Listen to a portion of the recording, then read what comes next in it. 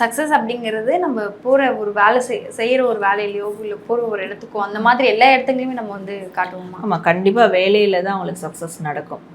So வேலையில் அதுவும் இவங்களுடைய திறமை பார்த்துட்டு வெளியிலேருந்து அவங்களுக்கு நல்ல ஒரு கொலாபரேஷன் கிடைக்கும், பெரிய ப்ராஜெக்ட் கிடைக்கும், வேலையில் நல்ல ஒரு சக்ஸஸ் கிடைக்கும் அவங்களுக்கு. ஓகே, இப்போ ஃபினான்ஷியலாக எந்தளவுக்கு நம்ம வந்து ஸ்டேபிளாக இருக்க முடியும்?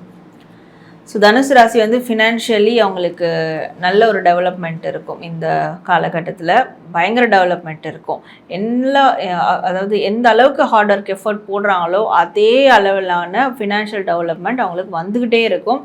ஸோ இப்போ பிஸ்னஸ் பண்ணுறாங்க, பிஸ்னஸில் நிறைய க்ரியேட்டிவான விஷயங்களை கொண்டு வந்திருக்காங்க, நிறைய எஃபர்ட் போட்டிருக்காங்கன்னா அதுக்கான ப்ராஃபிட் வந்துக்கிட்டே இருக்கும்.